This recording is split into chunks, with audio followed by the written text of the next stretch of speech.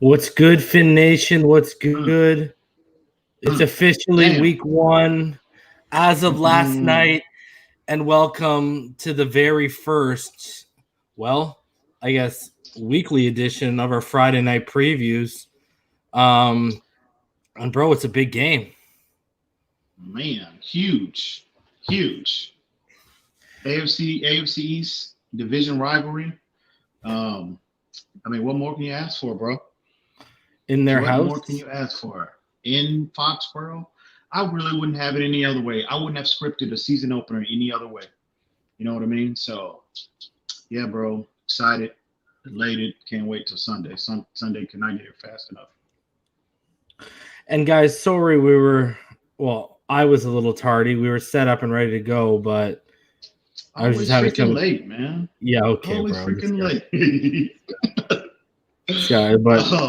it's not a good feeling when you realize your $300 cam has a little bit of a lag while your built-in cam to your Mac, that's that big in-your-face cam, has no lag at all. So I got to get that figured out. Yeah, exactly, Logan. 20 watching. Let's get 20 likes. We're up to 25 right now. But okay, before we get into all the Dolphin stuff, and guys, we got a special one, man.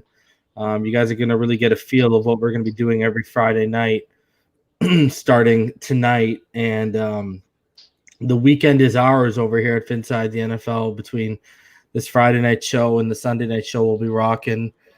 We're going to be bringing you guys that content. So, and by the way, announcement. Next Wednesday, guys, we'll have Neil Driscoll from Pro Football Network on. And he'll be chopping it up. We'll talk about it because it'll be the first week of media availability. So we'll talk about that. We'll also talk about what his thoughts were of the draft, Dolphins, what his thoughts are of the draft coming up, et cetera, et cetera.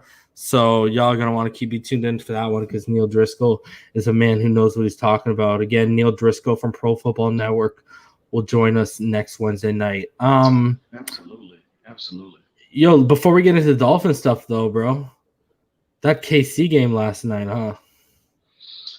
Man, I tell you, the Chiefs, they look to be in playoff form, midseason form right now. I don't know if that's, I don't know if it's the case of are they that good, which I'm leaning towards, or are the Texans that bad? Because if they are, that pick, that first and second round pick, we were able to fleece them. We would get from them in that Larry Tunsil trade is looking very, very good right now. So, especially with the Baltimore Ravens staring them down the barrel from absolutely. Too, right? You can book it. You can chalk that 0-2 record up already, bro. Yeah, I don't see them winning next week. So yeah.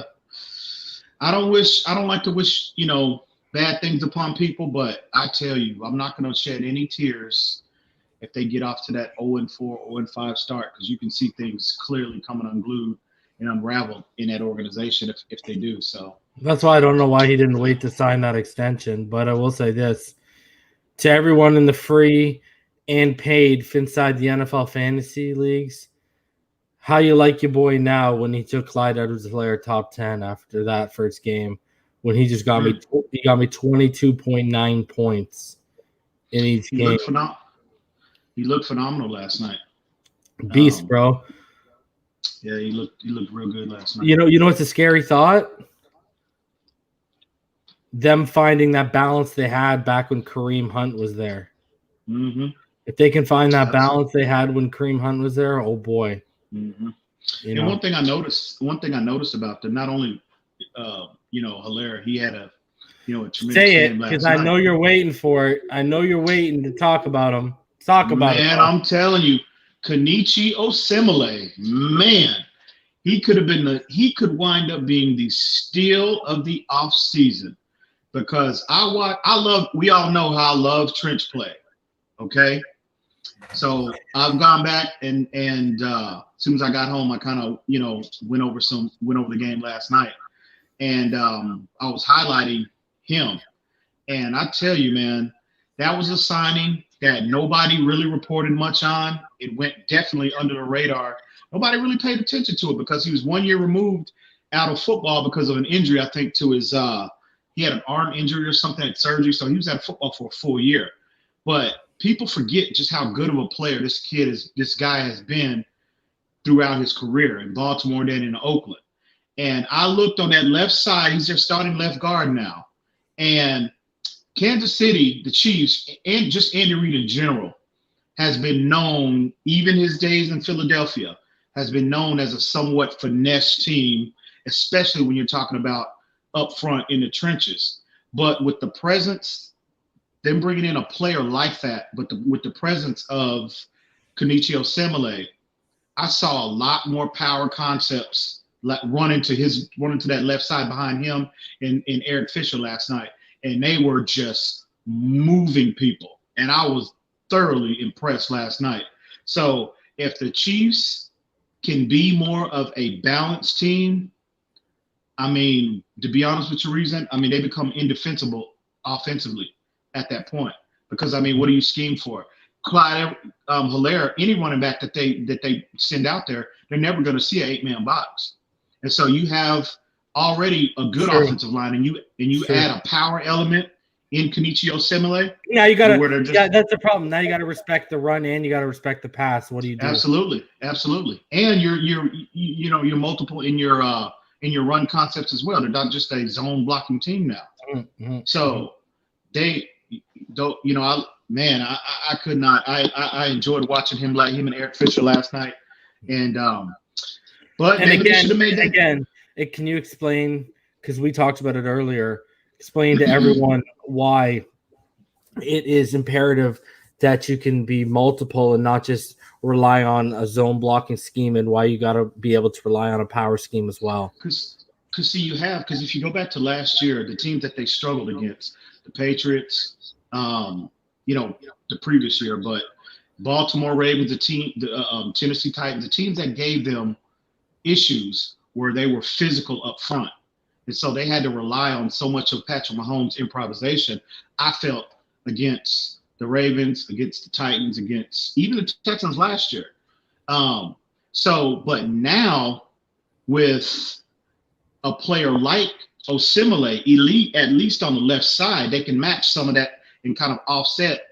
They can match some of that physicality now.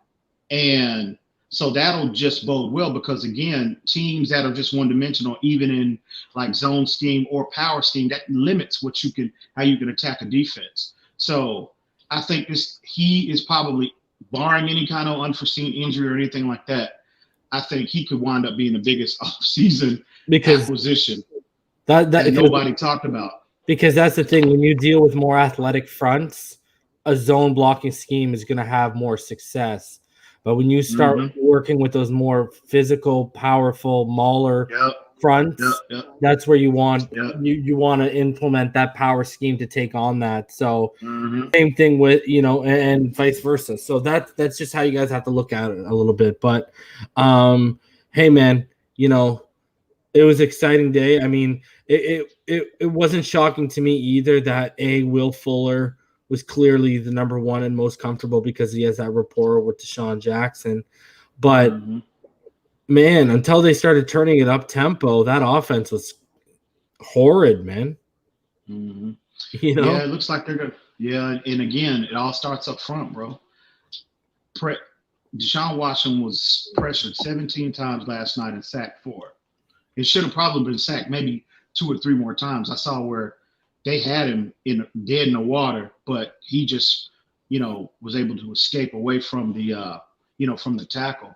So I saw that twice. So that could have been an additional 2 sacks. But yeah, it all starts up front with them. And where DeAndre Hopkins is going to be sorely missed from a Deshaun Watson's perspective is because they don't have anyone, in my opinion, to attack the intermediate part of the field anymore. That is where DeAndre Hopkins, that's where they're going to miss him the most, because they've got guys that can get deep, that are speed guys, but they're not necessarily guys that you want going in number one, from a health perspective. You don't want them going over the middle. You know what I mean? So, and they don't have a tight end to threaten teams in that part of the field. So, and if you look at how they schemed them last night, I mean, there was like nobody until later on, and at that point the game was in hand, and they were just just dropping back and playing, just playing soft and vanilla towards the end of the game. But what do you think about what do you think about our boy Chris Jones showing up with a sack and a half? Oh yeah, dominant. Three solo tackles and just continuously pressing that pocket back, collapsing it at times. Dominant. Another guy, that defense really didn't look like it lost much of a step either, too. Frank Clark as well, dominant. Yep. And Laramie Tunsil, much as we love Laramie. And flag on the play, Laramie Tunsil. Yeah, man, undisciplined. They're gonna have to start calling them Laramie Laundry Tunsil, bro. Nothing but yellow laundry gets thrown on the field when that guy comes around. Jeez. Yeah. I see them. I see the Texans having major issues this year. All right, so let's get into all the Dolphin stuff, bro. Let's start off with a couple of things that we wanted to highlight in terms of the preview, and let's start out with a player we're looking forward to and that we're going to be watching very closely on Sunday, Austin Jackson, and how he manages to hold up against that front, bro. We'll get into the injury report in the second here, but what are your thoughts here, bro? Yeah, he's another player that I will be highlighting on Sunday and paying close attention to, because I want to see how this is his first test, as far as, obviously being his first NFL game, being in a live game type situation when the bullets are flying, when everything is unscripted for the most part. In terms of what he's facing in a defense, I want to see if he, how his strength holds up, because we all know how athletic this kid is. His feet, his ability to get to the second level, his lateral quickness is off the charts. But, the question marks about him has been his technique and his anchor strength and his core strength. And I want to see, he's one player that I will be paying close attention to see how he holds up. I'm anticipating him to have I just want him to be just, you just can't go out there and be Julian Davenport horrible. You know what I mean? If we can stay as far away from that kind of comparison, I would say it would be a success for him. You know what I mean? So not only him, but obviously Solomon Kinley as well. Looking forward. I want to see what all the hype is with this kid. I was listening to somebody this morning, and they had an opportunity to see him early on, and they said every other snap when they looked up and they were watching this kid, he was pancaking somebody, had somebody on the ground. So I'm looking forward to seeing what the coaches have highlighted, his growth, his development, to see how he handles Foxboro, everything that New England's defense has to throw at us, because, not just the physicality, but schematically. You know how unconventional and how exotic Bill Belichick likes to get in terms of his deployment of his fronts. So communication is going to be huge Sunday. Not only the physical nature of the game, but communication is going to be huge. So let me ask you this. So who are you throwing at Austin Jackson? Are you giving him the dose? And I'll go over Solomon Kinley in a second. Are you throwing him the dose of John Simon, or are you throwing him a dose of Chase Winovich? Well, I fully anticipate Chase. I think Chase Winovich, how the roster's constructed right now, I think he's their best edge player in terms of pass rush. If I'm Bill Belichick, I'm testing him early, man. I'm throwing Winovich at him early. And, you can also throw rookies Anthony Jennings from Alabama, who you remember, and also Josh Uche, who I like, from Michigan, who can move to the edge or he can move inside. Absolutely.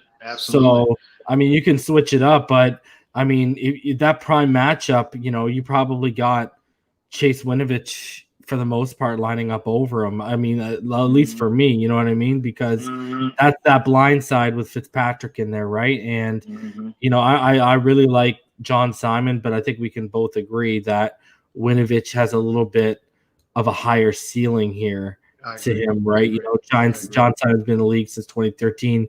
Winovich only been in there 2019. You can even say they're comparable at this stage. I think Winovich can be an elite player in that defense, and I think you would agree with that too, bro, because I know how bad you wanted us to take him.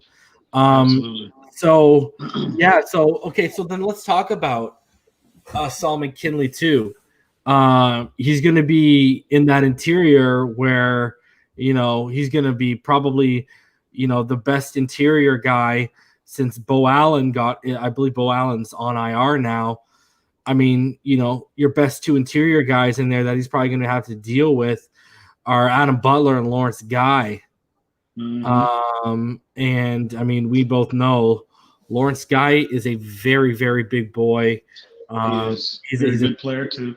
Very good player. 6'4", 315.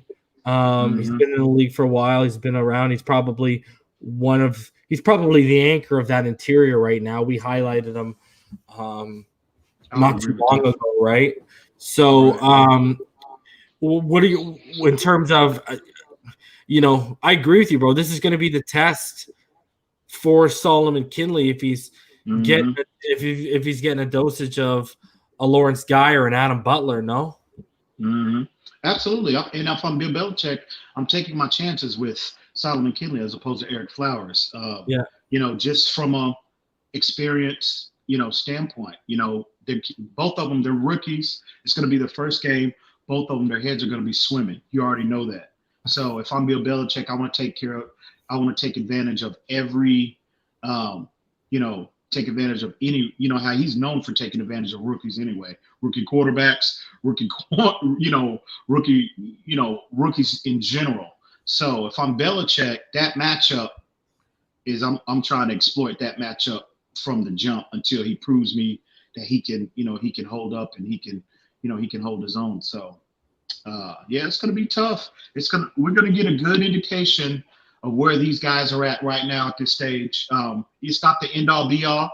So I want to encourage all our fan base to where if they come out and, you know, they don't have as successful a game as we would hope, it's not the end all be all for these guys. They're rookies. It's the first game, but I still want to see where they are at in our development. And it's going to be a very good test for them on Sunday. Yeah, because guys, I'll be frank with you. Before we went live, me and EM had a little bit of a conversation, and my whole thing was, you know, I expect these guys to not only potentially get off to a slow start, it may be a slow first couple games. That is a realistic possibility. So it's a possibility. You just have to take in, and especially with who we're up against in the first couple games until we get Jacksonville. That's why, you know, I'm very, very glad that we have a veteran in Eric Flowers and Ted Karras, Jesse Davis as well, because communication is going to be paramount on Sunday. So, yeah, man, can't wait. All right, so let's get into it, bro. Let's go over the injury report because there's some familiar names, bro. So with the New England Patriots, bro, you know, they're making a lot of Patriots fans are losing it. That wide receiver Gunnar Osweiski is out of the game. I guess they're expecting big things from him. You know, N'Keal Harry, sorry, my bad, had full participation today. Julian Edelman and Stephon Gilmore were both removed. They had limited participation from Dalton Keene, which probably means he's playing. Chase Winovich had full participation. He had been upgraded from Wednesday. He started. So really, Yodny Kajuste and Gardner Osweiski are the ones we know that are out. Your thoughts, bro, on terms of where the New England Patriots are? Because, I mean, you know, let's just look at the game stats. Let's not even look at the names. You know, we got one guy that's doubtful. They got 4 that are questionable, 2 that are out. And they also had 2 guys that were removed as of today and had been limited participation all week, basically. I mean, it's good. They're thin, bro. I mean, even if Very. if we were even before the injury report came out, and let's say for the sake of argument that everybody was full participants, nobody ended up on this report. They were thin regardless because of all that talent that left via free agency in the offseason, in addition to the guys opting out due to COVID-19. So they were already thin, in my opinion. But in addition to this injury report, man, it just makes them even more vulnerable, in my opinion. And I think the Dolphins, you look at their depth chart and everybody was a full participation. I fully anticipate everybody to play and play Sunday. That's a clear advantage that we have on Sunday. Mm-hmm. So I just want them to be in a position to where they take advantage of every opportunity that they have, every advantage that they have with this team. I think the Patriots are ripe for the picking, bro. It's our time now. I gotta say to you too, though, bro. The one thing I gotta point out is, between Yodnik Juicy and Stephon Gilmore, even though Gilmore came off, those are the two strongest positions. But we could probably both agree their two weakest positions are wide receiver and probably linebacker. And to see a linebacker who's still questionable, but then you see, even though Julian came off, he was removed. And then you also look and you see N'Keal Harry. Yeah, you got N'Keal Harry, who finally just had full participation today. And you got this guy, Gunnar Olszewski, I guess we'll say his name is, who did not participate again, and he's out. You got basically three of assuming, because of how people are losing over this Gunner, of three of their top guys are on this report, bro. And we could make the argument that next to linebacker, like I said, that's the thinnest spot. So is Julian Edelman, is N'Keal Harry, are they a couple hits away, a couple slants over the middle from being taken out of the game, bro? And you're getting the call to go to Foxboro and suit up. I know, right? That's a possibility, bro. And there again, I mean, where does their offense come from? Reason if I know Edelman, he'll play, but I mean, again, that's a 35-year-old Edelman. Bro, they're hoping James White and Sony Michel can put on points on the board, I think. Well, I think, for those fans that like, for teams to, toss the ball around the field 40 times a game and put up, 35 points, I don't think this is not the game for you. No, especially from a New England perspective, because they are definitely, and that's the strength of their team. I mean, let's be honest, their interior offensive line.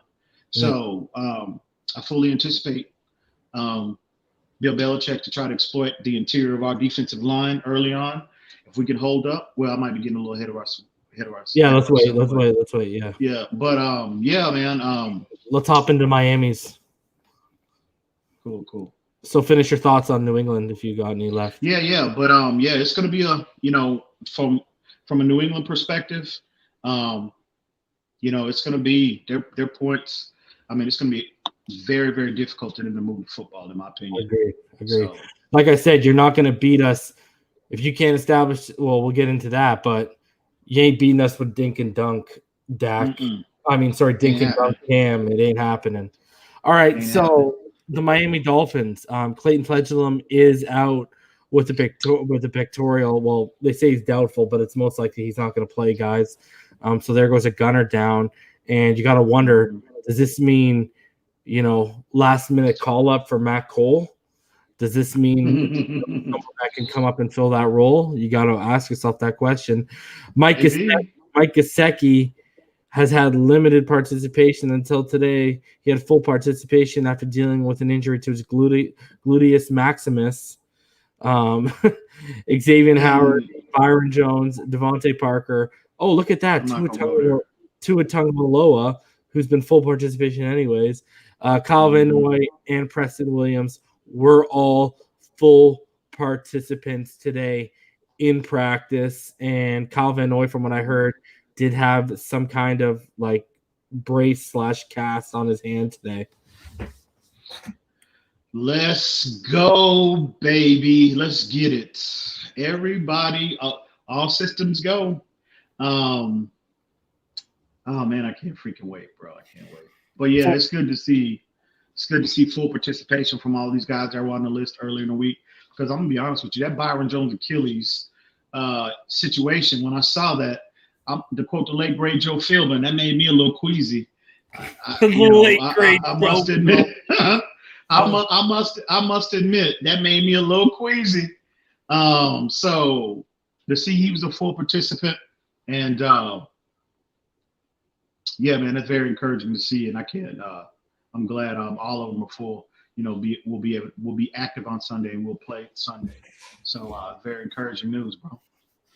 Were you giddy today when you saw that we're finally going to get to see Byron Jones and Xavier Howard from day one? Oh man. Let's hope Bobby can translate. Man, Bob. Oh yeah. Bobby McCain. Yeah. Who knows, man? Bobby McCain might come out this year and shut me up and everybody that's been, down on him for the last since he's been in Miami. Hopefully he can do that. I would not. I'm not a prideful man for the most part. I don't have a problem if he comes out and he plays well for us this year, him and Jerome Baker. I don't have a problem with issuing a public apology to those two gentlemen. You know what I mean? If they prove me wrong. But you have to put it on tape first. So, yeah, hopefully Bobby, man, he can stay healthy, number one. And, another year, him, preparing himself in that role. Hopefully we have something there, bro. All right, bro. You ready to keep it rolling here? Mm-hmm. Into the next segment, my friend, we're going to go over offensive and defensive keys to victory that we've identified, 3 each. And we are going to start with the offense, bro. And these are 3 main keys that we've identified. So, guys, let's keep it rolling here. So, let's start off with key number 1, bro. Establish the run. And we were talking about how we can't wait to see this line, and specifically Austin Jackson, when it comes to getting in to the pass pro. But I think me and you can both agree we're just as excited to see him and everyone else in run pro, because we know everyone else on that line, their strength is run protection. So when you look at who we've added in terms of Jordan Howard, Matt Breida, with Myles Gaskin's camp, and Matt Laird, and Kalen Ballage in his 1.8 yards per carry, getting pushed out of town, front row on the bus right next to Josh Rosen. Do you think this is a run game that is not only geared up for success this season, but for immediate success? Oh, absolutely. When you look in terms of the investment that the Dolphins have made, you just highlighted the running back, the talent that they brought in. But what about the other part of that investment in terms of the resources that they put into the offensive line via free agency and the draft? The Dolphins have made a commitment, which is very encouraging from an organizational standpoint. They made a commitment, a totally sold out to improving and establishing some sense of a running game to go with, our skill position players at the wide receiver position, et cetera, et cetera. So it is imperative. I've been consistent about this since the season was over last year. I think that this year will be all about the 2020 Miami Dolphins will be about establishing that running game to go with either quarterback, whoever's behind center, Tua Tagovailoa or Ryan Fitzpatrick. If the Dolphins are successful in implementing a running game to complement the weaponry that we have at the skill positions, I'll say it again, we will be in contention not only as far as making the playoffs, but we will be in serious contention for this division this year. I am convinced of it.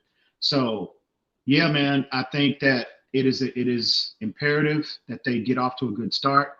I mean, that's just the best spot. You just want that from your team to get off on a positive note.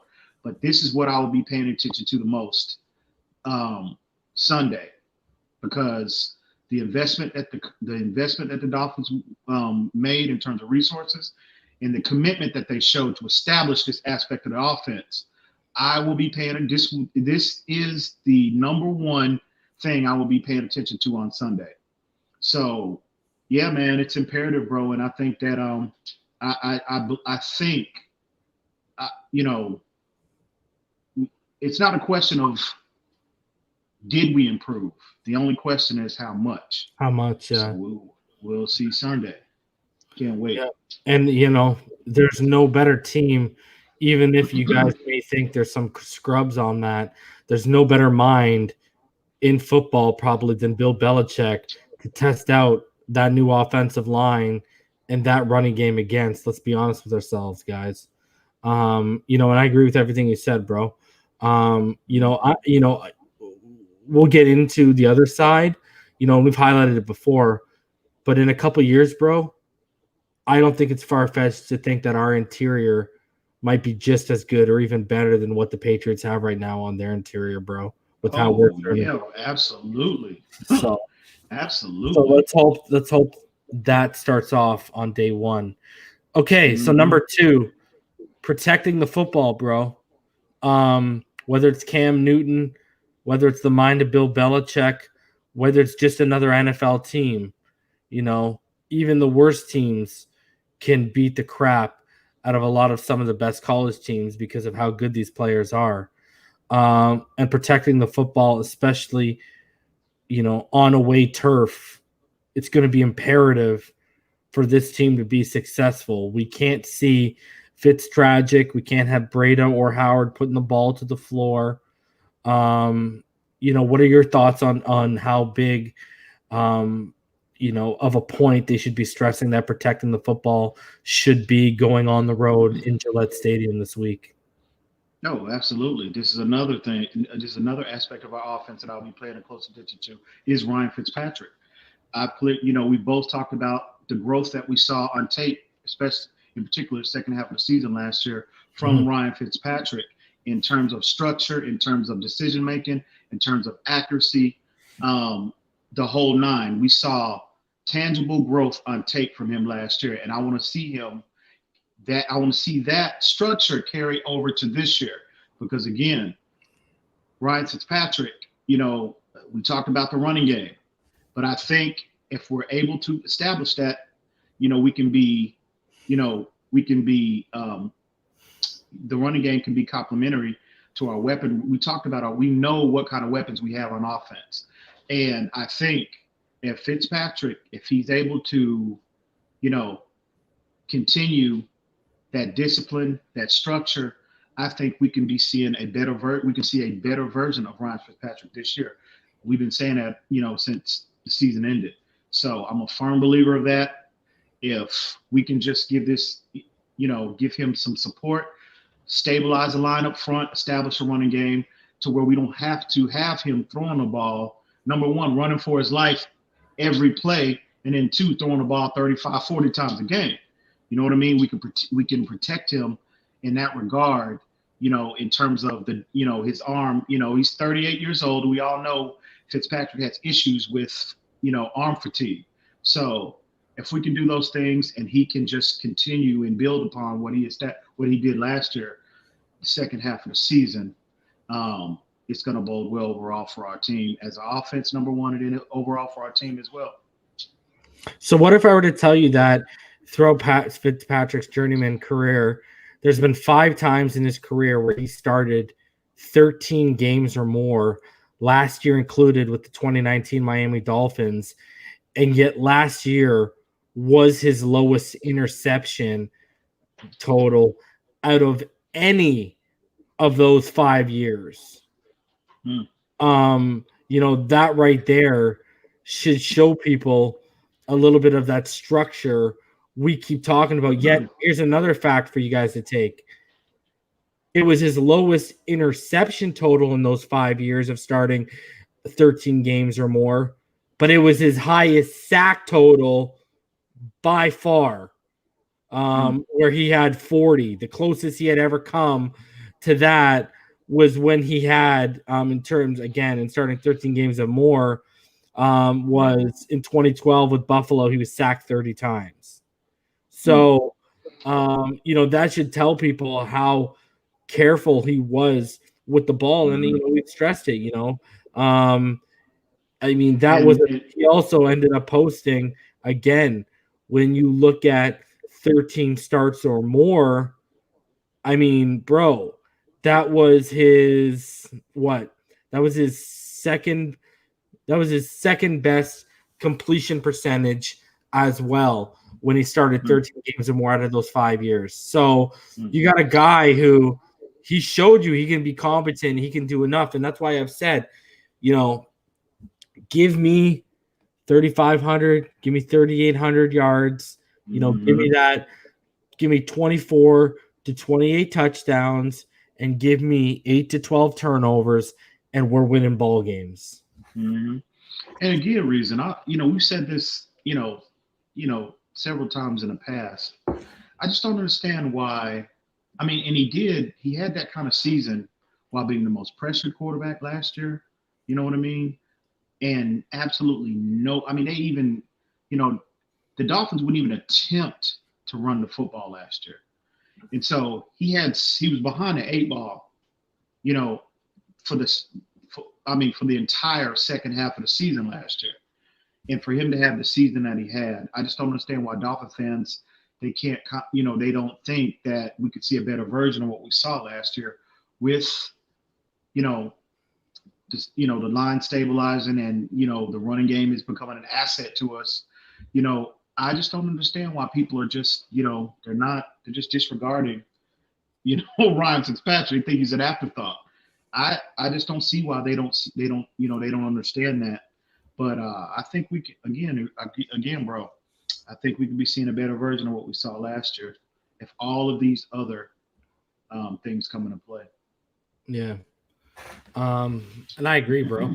So let's go on to the third key here. Win the battles outside of Parker Gilmore, which is going to be a matchup we're all going to watch, with our wide receiver, tight end core against the rest of their secondary. And we'll get into this a little bit more in depth later, but just explain to people a little bit there what we mean, EM.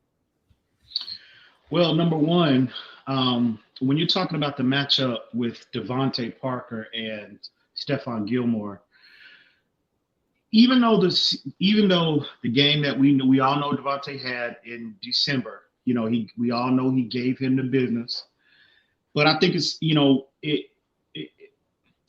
I don't want to say unrealistic, but I think we need to scale back our expectations as far as anticipating that same type of impact that Parker had in December against this player. Because Stephon Gilmore, next to Darrelle Revis, the kid is phenomenal. He's the second best cornerback I've seen since Darrelle Revis.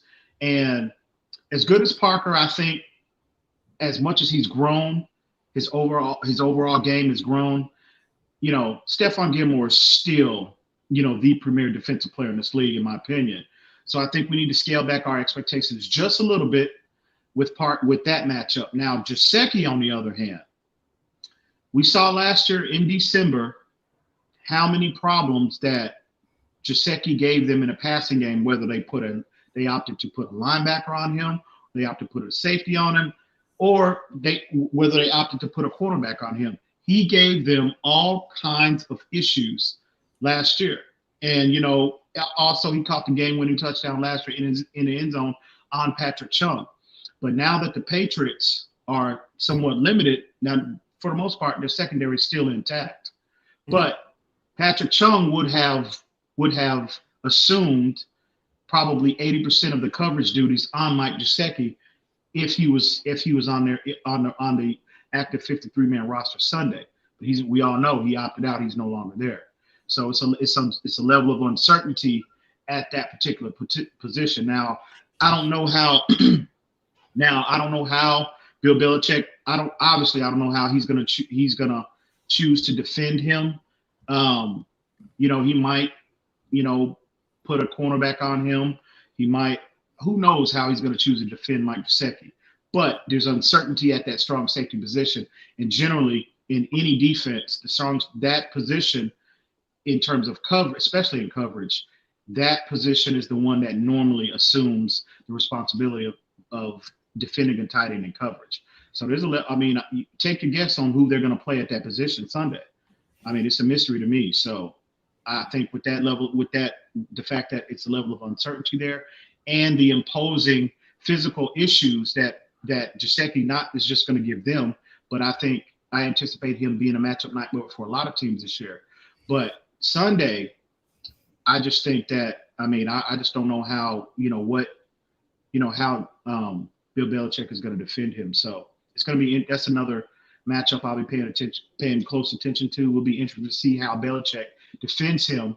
Not only from a man-to-man standpoint, but just an overall schematic standpoint, how they defend him. So that's definitely going to be interesting to see Sunday. Mm-hmm. All right. So let's keep it rolling, bro. So, guys, our defensive keys to victory here. So, on the flip side of establishing the run, bro, stop the run. It's one thing where we've heard with the Patriots and us establishing the run, we've heard they've been getting gashed in training camp up the middle because really they only got Lawrence Guy who can impact the run game. But stopping the run on the flip side, because they're going to have Sony Michel, Rex Burkhead, James White. They just signed J.J. Taylor because they put Damian Harris on IR. So they're going to be throwing as many backs as they can. Add in the fact that a lot of people think Cam Newton is still athletic enough to be a running threat. Stopping the run, bro. I'm going to say, for me, stopping the run makes a lot of sense in terms of, force the ball into Cam hands. Mm-hmm. Make Cam beat you. You know what I mean? Mm-hmm. And I think that's going to be a real problem for them because, like I said on last stream, I think they're going to do short, intermediate, rhythmic type of passing offense, quick, drop back out of your hands, quick type of offense. I don't think you're going to beat us with dinking and dunking and trying to beat us continuously underneath, bro. Mm-hmm. So I agree 100%. Stopping the run kind of forces them into that scenario, no? Oh, absolutely. If establishing the running game for me is number one most important thing to the 2020 Miami Dolphins, stopping the run is number two. It was a close number two because I think we've improved enough in terms of the edge with the additions that we made through free agency and the draft. We all know the players we brought in. We all know schematically what, for the most part, schematically, what the deployment will be. So I think schematically, in addition to the players that we brought in, we've improved enough on the edge. It's just me personally, who knows? I might just be, worrying and stressing over nothing. But I felt all off season we should have brought in. I even thought we should have brought John Jenkins back at a 1-year contract, veteran type minimum type of contract, because I thought he did a very good job in terms of run support. Playing in the A gap last year for us. I think he did a very good job.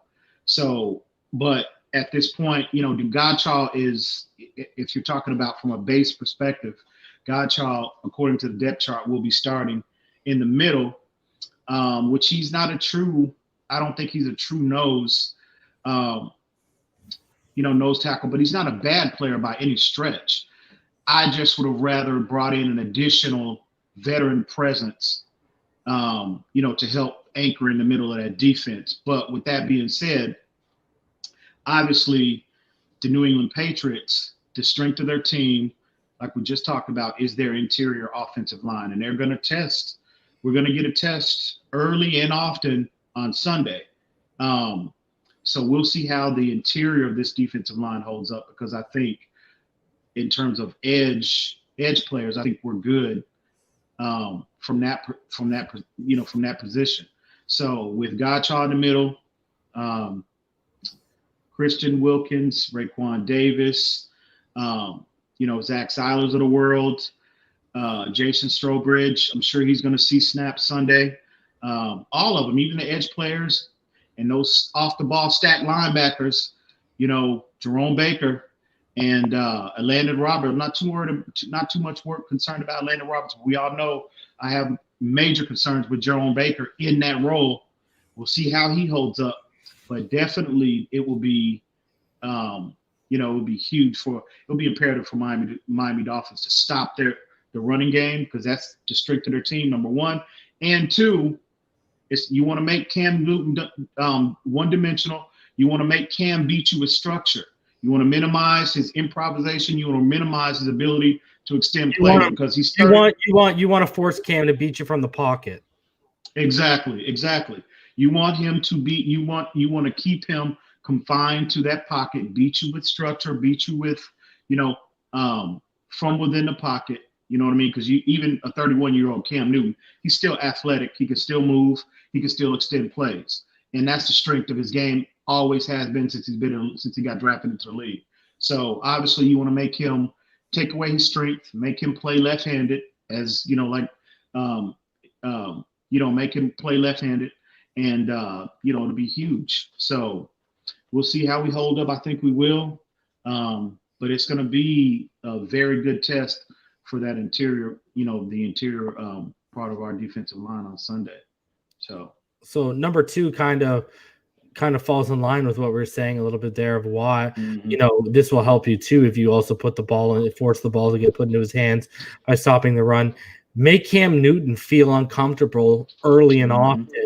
And what we mean by that is it doesn't even have to be sacks. Pressure. Get into his face. Hit him as soon as that ball is gone out of his hands, you're finishing your tackle. All right.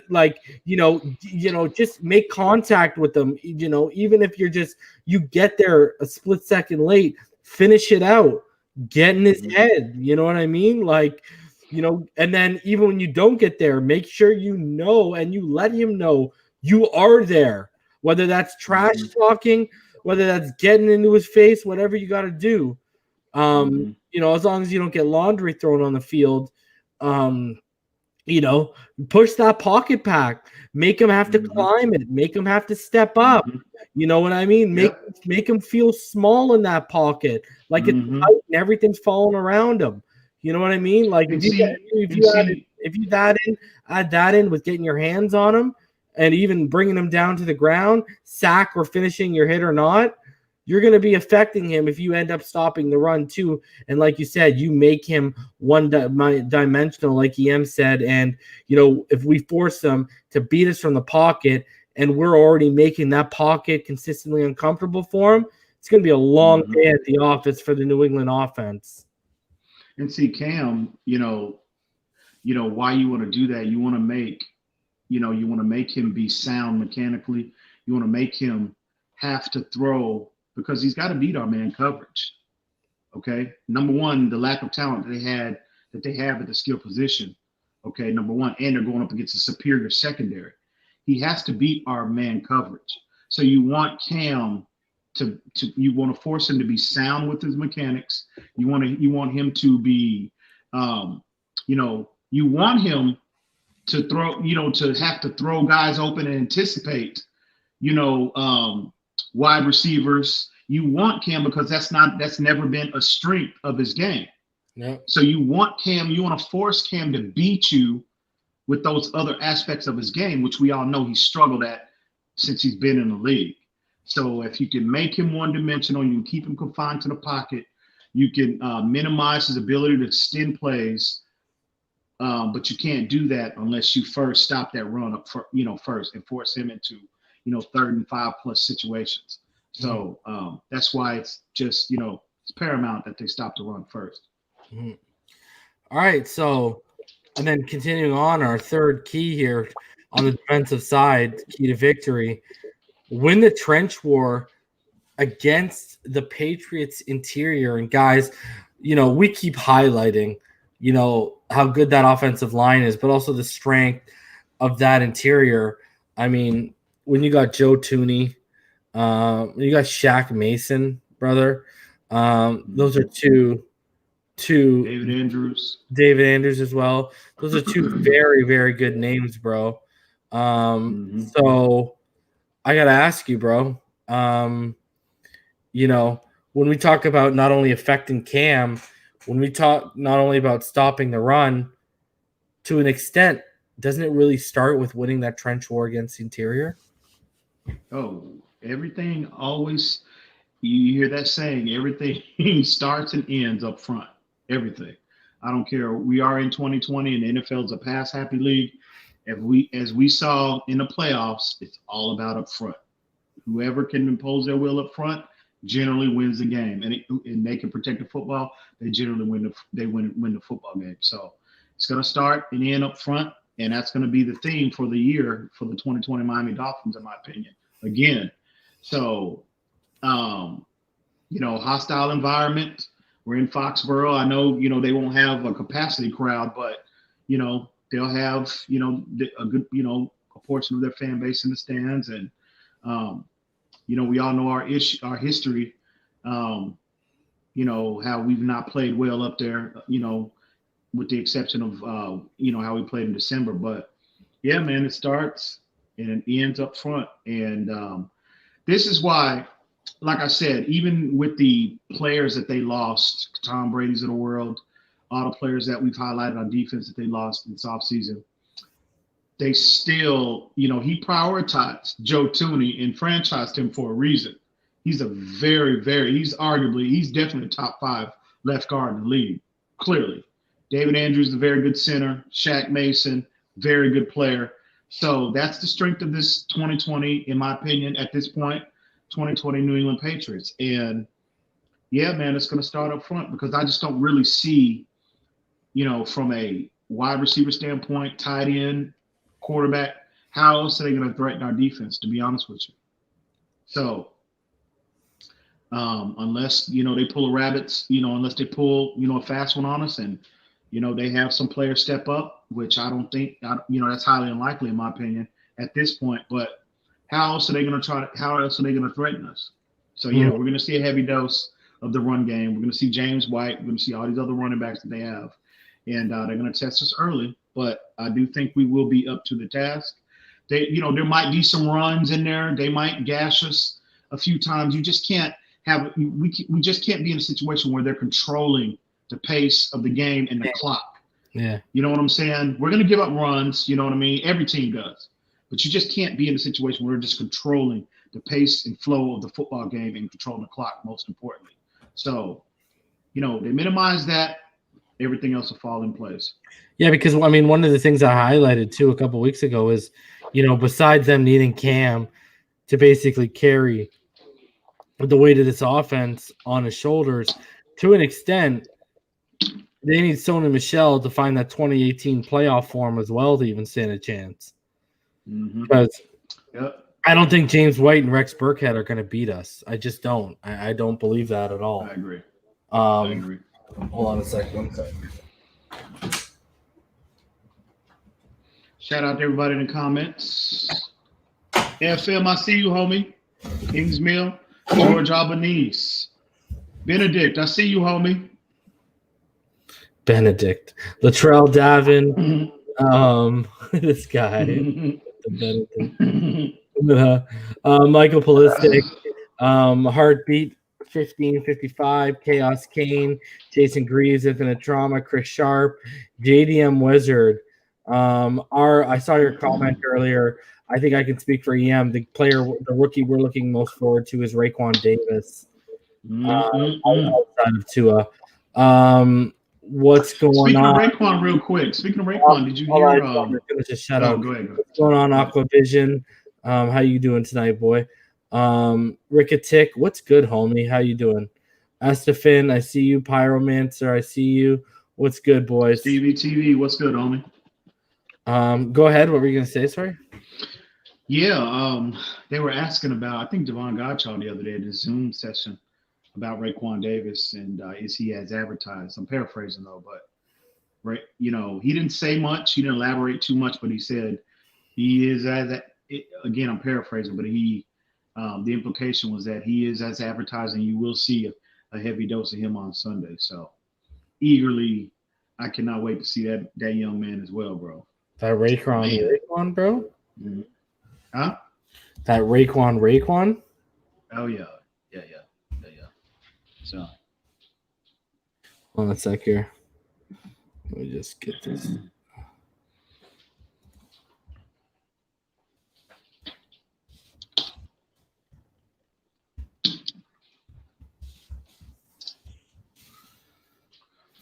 I can't believe the Clippers just gave the Pistons game away, bro.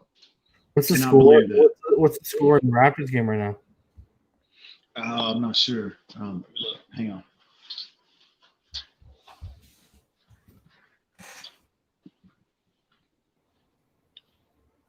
$44-40 Boston. Obviously.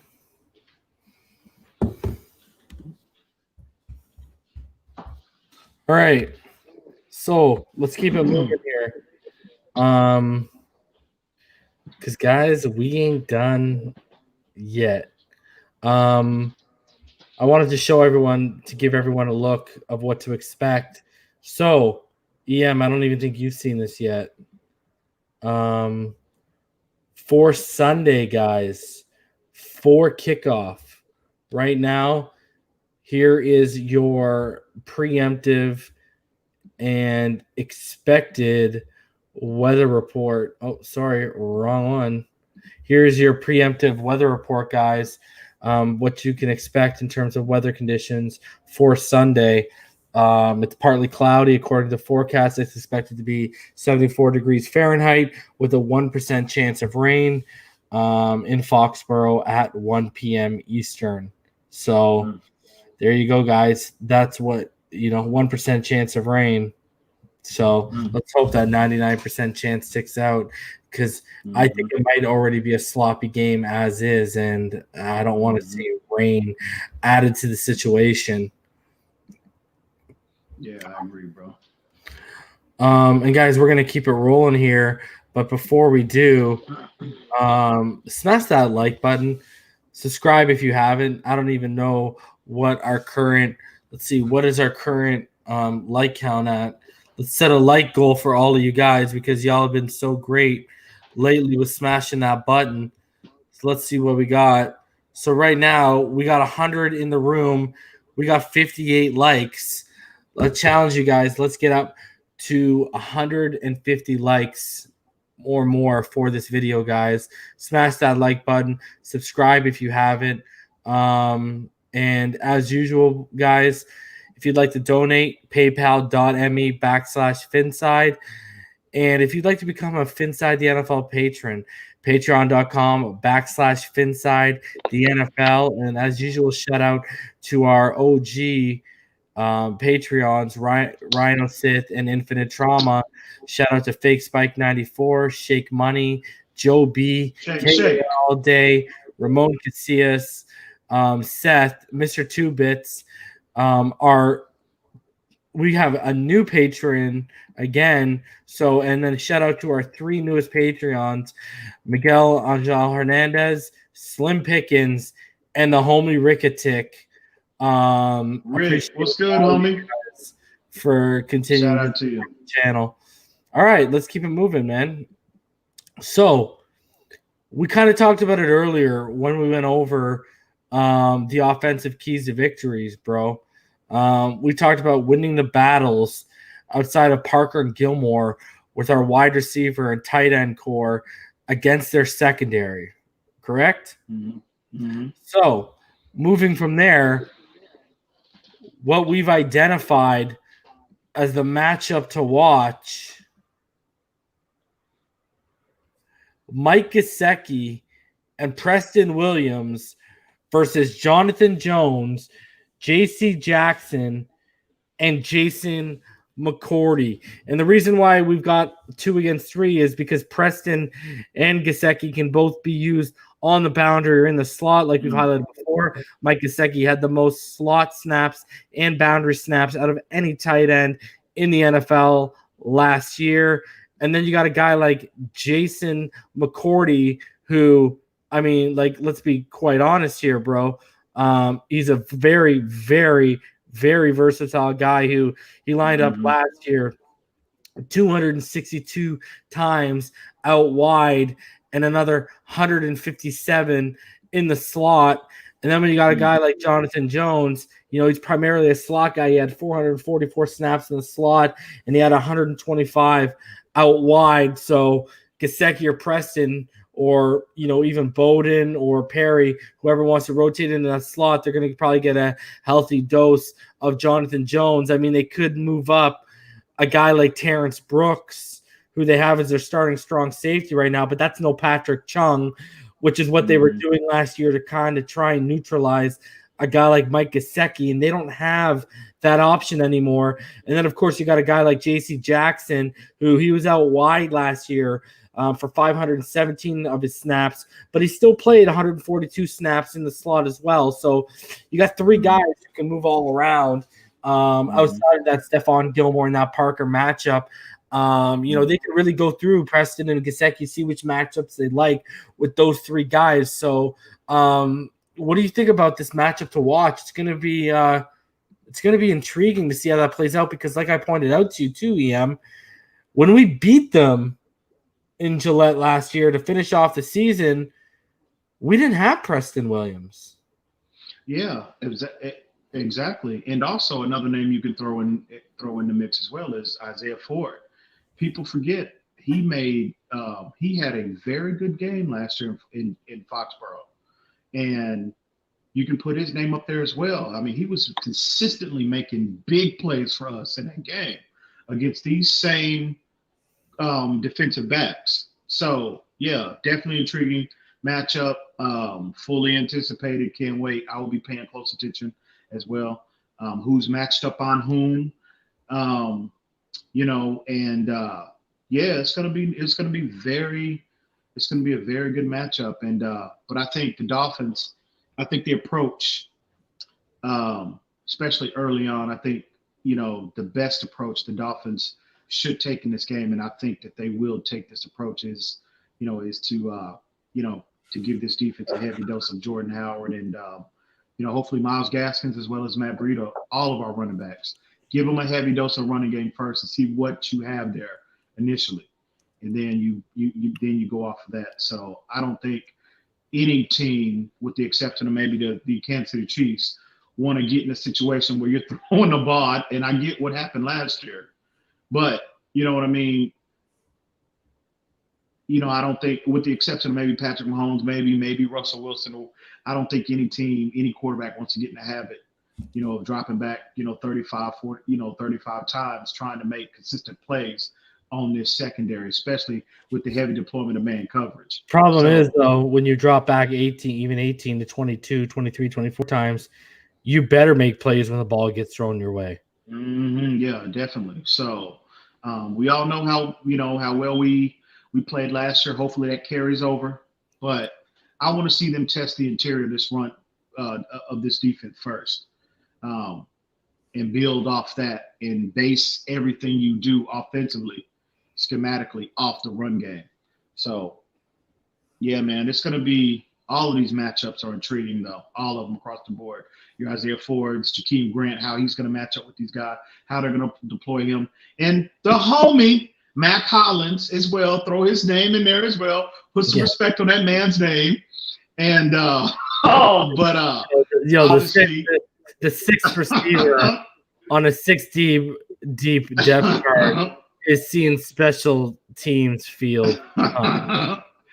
And also we all know what the heavyweight bout is going to be. It's going to be Devontae and Stephon Gilmore.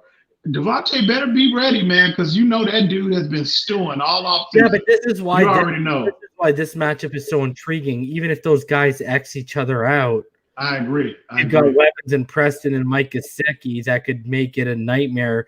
Like, look at this right now. Okay, take a look.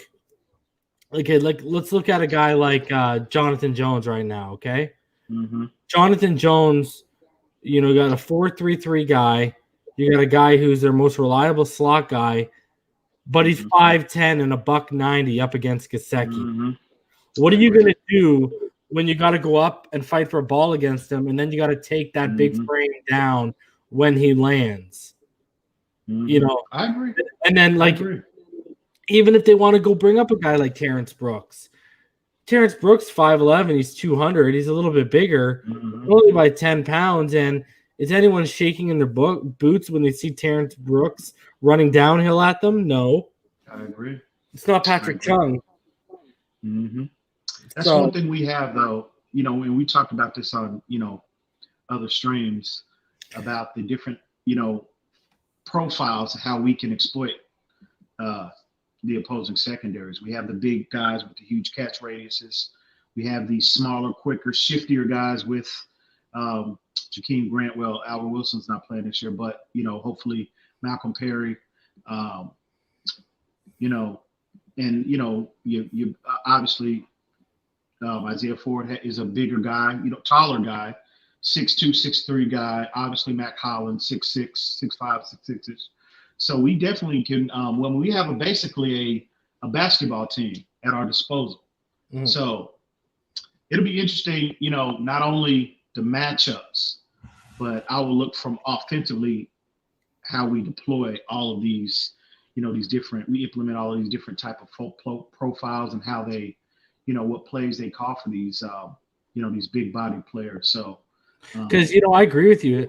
You know, it all starts in the trenches. But the other thing that separates winners from losers and consistent winners from losers too is when you start consistently winning those secondary battles as well. Not the primary matchups, but the secondary and third matchups. When you start consistently starting to win those, that's when you become a dangerous team, because now it's, oh man, we were scheming for wide receiver 1, but tight end 1 and their number 2 guy in the wide receiving core are a real freaking problem. What do we do? Because, you know, we've talked in terms of how our secondary, when you go deep, when you go to the Xavier Howards, the Byron Jones, the Noah Benogany's, the Nick Needhams, they're a matchup nightmare for receivers and any quarterback throwing to them. Well, what we're trying to create here clearly with our receiving core is the opposite effect, where they're a nightmare for any secondary to go up against. Yep, exactly. And I want to see these. I want to see more of, like, when I went back and watched the New England game from last year earlier this week. You know, I saw a lot of Devontae in the slot in that game, and I'm a fan of. Which is what I tried to tell Daniel Ashford when they matched up against Stephon Gilmore on here. When, you know, he was talking about that, I said, "Yo, you know, Devontae, especially in that game, was all over the field, especially he was everywhere. Yeah, and he's beating Gilmore wherever they put him." And see, that's why I'm a fan of bigger body receivers, bigger bodies in the slot, because if you have these big body guys, especially when you got 4.4 speed, and it's clear you're becoming a better route, and you're becoming a better route runner and crisping out and sharpening out your routes because they're no longer rounded out with that guy. And also, you know, you have those bigger guys with these huge catch radiuses. When you're in the slot, the entire catch radius is at your disposal. When you're on a boundary, you're somewhat limited because the sideline is your enemy. Like, you know what baffles me, bro? You know what baffles me, bro? For his size and for his high point ability, and even though he was healthy last year, I do not know how he is not way more of a red zone threat. Yeah, I know, man. When you know what? When he had his speed and his route running, how good it was last year too. That's what surprises me. But you look at it like this. I thought maybe he would be. I mean, I agree with that 100%. But I mean, shoot, Ryan Tannehill couldn't throw a freaking fade route to save his life, bro. You know, if his life depended on it.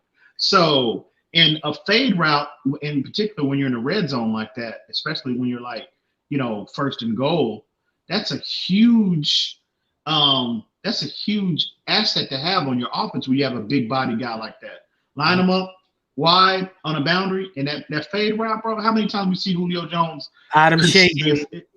Adam Shaheen. Matt Collins, the homie. No, he's another big body guy. Adam Shaheen's whole highlight package is fade routes. Fade routes in the red zone. Yep. So we didn't have anybody that could consistently throw a good fade route, bro. So that could have been the issues that Parker, why he hasn't been a bigger red zone threat. But we've got two of them now that can. So. All right, guys. So we're going to get into some predictions. And before we get into our final score predictions, we're going to give you some point spreads that we liked. And, guys, we were using the FanDuel, the most updated point spreads from FanDuel right now. And let's start off with they had the Seahawks favored by only 1.5 at Atlanta.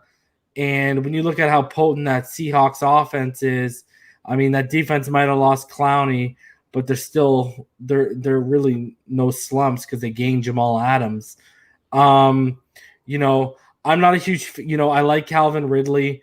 I like Julio Jones. I like Matt Ryan. I think that running game is a mess. I don't care what anyone says to me. That running game's a mess. I believe Dante Fowler's there, so they upgraded a little bit to the defense. Not a fan of that secondary at all. So, I mean, who did they drafted? What's his face too, right? They drafted a corner, didn't they? In the first round. The Falcons? Didn't they? Did they really? I swore they did. Yeah, AJ Terrell from Clemson. So, they added a little corner help, but I like the Seahawks in this, especially by you're giving me only 1.5, so they got to win by 2 and more. My thing here is I think DK Metcalf is going to have a huge sophomore year. I love Tyler Lockett. We've highlighted how I think he's one of the most underrated receivers in the NFL. Gordon coming back as well. They got 2 tight ends. Will Dissly's going to be back, and he was having a huge year before he went down last year. They brought in Greg Olsen. And Chris Carson, man, another guy that everyone sleeps on who's a solid running back. They also brought in Carlos Hyde. I just think give me the Seahawks by 1.5. I think the Seahawks probably win by more than a touchdown. Yeah, I would have to agree with you on that one. I will say this, though. Atlanta is always, that building it's always a tough place to play no matter what product they, what product they put on the field. But I do agree with you. The Seahawks, I fully anticipate them winning this football game. They're just a better team. Talent, offensively, defensively, they're just a more complete team at this point. That wide receiving core from the Seahawks, man, it's looking formidable. I mean, you just talked about DK Metcalf, Tyler Lockett, but they got Josh Gordon coming back. They brought in Phillip Dorsett in the offseason, in addition to your Greg Olsons to go with what they already had on offense. That running back room is deep. So Russell Wilson has, this year is going to be different than previous years because we've always talked about the lack of weaponry, on the outside that Russell Wilson has had at his disposal since he's been in Seattle. I don't think you can say that this year. Yeah. So they're just a better team, the more complete team. They're obviously one of the Super Bowl favorites for a reason. I think Russell Wilson is one of the 2 or 3 best players in the entire National Football League. If Patrick Mahomes is 1A, he's a 1B. So yeah, I agree 100%. They should on paper, win this game pretty easily, I think. Yeah. All right. In our next game, your brother's going to love you. Well, just the spread, you're still picking San Fran to win. But, we like Arizona at plus 7.5 because the line is San Francisco is favored by 7.5. Give us the points with Arizona. They've improved that defense, obviously, with Isaiah Simmons. They've improved that that defense with Isaiah Simmons. They've improved that offense with DeAndre Hopkins, another year and a full year of Kenyon Drake in that offense. What are your thoughts on this, EM? Yeah, I do agree. San Francisco will win. They should win this football game because overall, they're the better team. Super Bowl favorites. In terms of representing the NFC favorites, I should say. But I do think Kyler Murray is going to make this game a lot more interesting than that 7.5.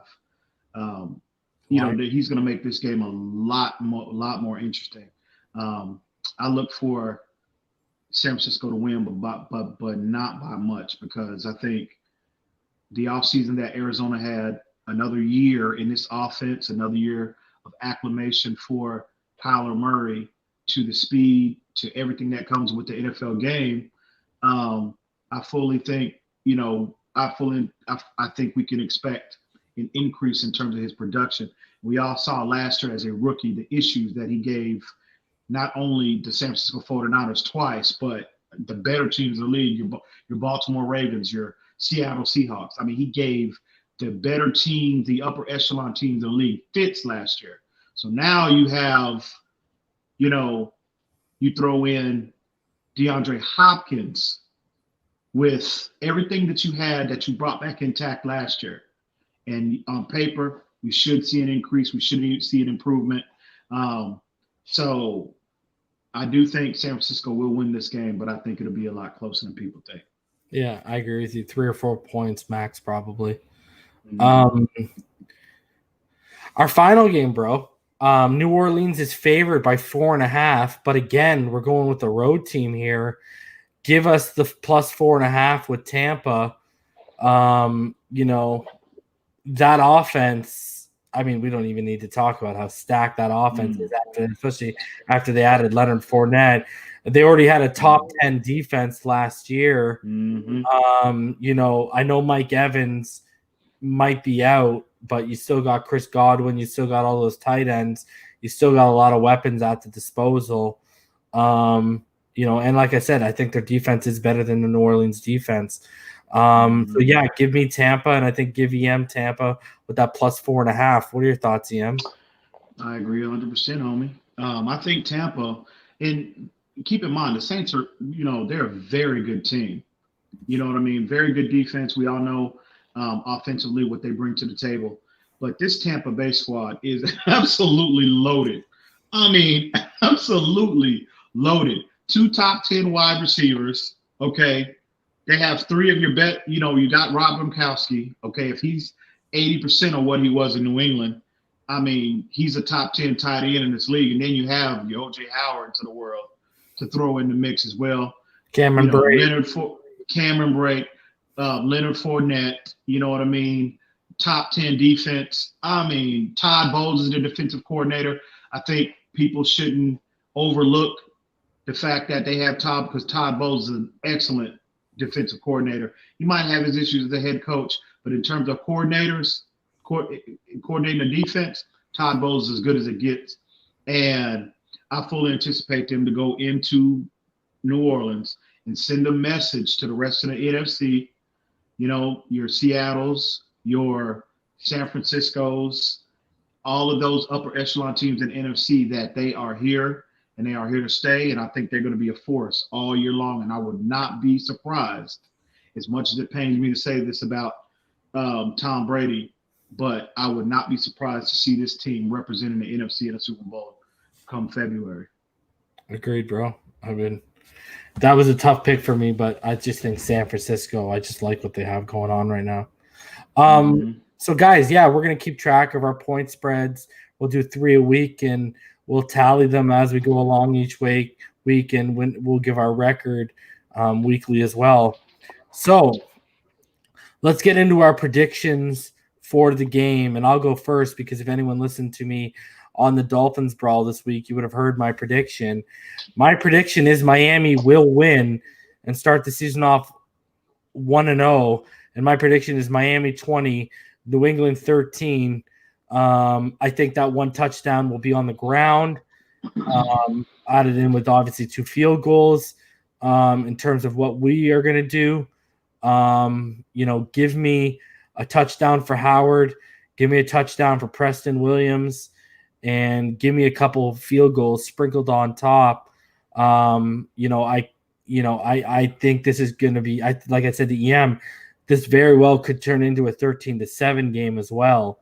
It all depends on how our offensive line looks, if we get the run game going or not. And on the flip side, what New England is able to get going with the limited resources offensively they have. But I'll take Miami all day on this one. I guess that is the spread too, because of the New England is favored by 6.5. But I don't play my favorite team because that's always a dangerous and slippery slope. But yeah, give me Miami 20-13 over New England on Sunday. And then your boy EM. His prediction, he's a little bit more optimistic in terms of points being scored. His prediction is Miami 28, New England 16, and the floor is yours, Governor. I think, and I was being generous with the Patriots. Initially, I thought they would put up 13, but I said, well, they're in Foxboro, they're in Gillette. It is Bill Belichick, so I'll give them that 16. I'll give them 3 more points and give them 16. But I think that, you think about last year, this offense, clearly we've highlighted the limitations all throughout the season last year. They were able to put up 24 points on this team, a much better defense that they had last year, championship caliber defense last year. So fast forward to this year, till Sunday, we can all agree on paper we've improved up front. It's just a question of how much. And also Preston Williams didn't play in that game in December. And we've highlighted the all the players that they lost on the defensive side of the football last year. Danny Shelton's of the world, Jamie Collins of the world, Dante Hightowers, Kyle Van Noy's of the world, Patrick Chung's of the world. Those are championship level, championship caliber veteran players that Bill Belichick does not have at his disposal Sunday. And I can't stress that enough. Again, when they were full strength and they were performing at a historic level last year, we were able to put up 24 points in Foxborough. I just think this year, with all of the the players that left by free agency on that defense, I just think with the improvement up front on the offensive line that we have, the perfect combination, in my opinion, of veteran leadership, veteran players in Ted Karras and Eric Flowers in particular, as well as the infusion, Jesse Davis as well as the infusion of youth and athleticism on that offensive line. And we have all of our weaponry and boundary players, skill position players at our disposal on Sunday. I think 28 points is a realistic number that we, in terms of point total, that we can put up on this thin, crazy thin defense. They're extremely limited. So I think I wouldn't even be surprised if we put up a 30 burger on them on Sunday. See, what I mean? If we put a 30 burger up on them. You got a whole revamped offensive line. This offense hasn't taken snaps yet together. I don't know. 30 is a little that's pushing it a little for me. I'm just saying I wouldn't be surprised. I don't think they put in the live reps to go off and score 30 plus like the Chiefs did on the Texans, bro. But I'm telling you, I think Belichick is too good of a defensive mind where I don't think that'll happen. Well, all I'm saying is I think if we're able to gash them in a run game, in particular early on, we're going to play that play action will be in play. Oh, for sure. I'm telling you. I think it's realistic, but it's going to all start up front, like we said. Run, slant, run, little dig route, run. Run, play action over the top. There you go. You got 7. What if we were in a position where we're up like 3 touchdowns and we get to see Tua? Sunday. You know, they mop up duty. What if we're up 2 touchdowns with like 2 minutes to go? You know, like let's say, you know, we're up, you know, 2 scores and, you know, 2 minutes, and we get a chance to see Tua, bro, on the field Sunday. Yeah, bro. That'd be icing on the cake. Bro, you need to be icing on the cake. Huh? Bro, you're starting to, next thing you know, you're going to be coming on here and telling everyone in training camp next year we're going to go 16-0, bro. No, I'm telling you, man. Hey, I'm just saying, I think y'all are shortchanging this team. Now I get what you're saying, you know, the lack of preseason games, the lack of live reps against for a whole new offensive line. Yeah, exactly. I get that. I get that, but I think with the veterans that they have, you know, that's why I was going to say earlier, I'm very thankful that we have a veteran like Eric Flowers playing right next to Austin Jackson. And we have a veteran presence like Jesse Davis playing next to Solomon McKinley. Because, man, I'm telling you, that's going to be huge for these rookies. To have those veterans guys that you can rely on them from a communication standpoint, you know what I mean? That's going to be huge. So, because I've highlighted, it's going to be a learning curve. When we talked, you weren't around, but one of the things I highlighted when we did that roundtable show with everyone was that's one of the things that worried me, that with not so much the secondary, because a lot of veterans and a lot of guys who are back, but with the linebacking core, the new defensive front, and our offensive line. That's the one thing I wanted the preseason snaps for, was so these guys could get their communication on assignments down. That's what I wanted to see. But it is what it is. You got to roll with it. Every other team is in basically the same position. So, brother, we're at the hour 28-minute mark. You want to go through some final thoughts here before we hit that hour and a half mark? Yeah, man. Just want to thank everybody as always, man, for the love and support that they show. They come out and spend an hour, 2 hours with us and listen to us babble about our team, man. It's greatly appreciated. Everybody, you know who you are. But yeah, man, just looking forward to Sunday, bro. And looking forward to Sunday. Looking forward for us, like, you know, a lot of intriguing matchups like we talked about. And hopefully, man, we can just get off. I just want a victory Sunday, no matter how it comes. If it's 3-0, if it's, 20-3, 30-3. I just want a victory on Sunday, man, for us to get off on the right foot and start building some momentum. So, yeah, man, just can't believe it's here, man. Just cannot believe it's here. And yeah, man, just looking forward to Sunday, bro. And NYC Kane, the reason why Tua is on an injury report is because, like Rhino said, he got treatment. And because he got treatment done on his hip, you have to go on to the injury report. You have to. So, guys, we got 110 in the room right now. Sunday, a half hour after the game ends, we'll be live here on YouTube. I'll be opening the room up while the game's going on during a commercial break, just to remind all you guys. But we'll be live a half hour, and that first half hour, 45 minutes while we're live, we'll be giving you guys our recap and analysis, and then we'll be opening up for you guys to come on and either vent about the loss or hopefully celebrate a victory.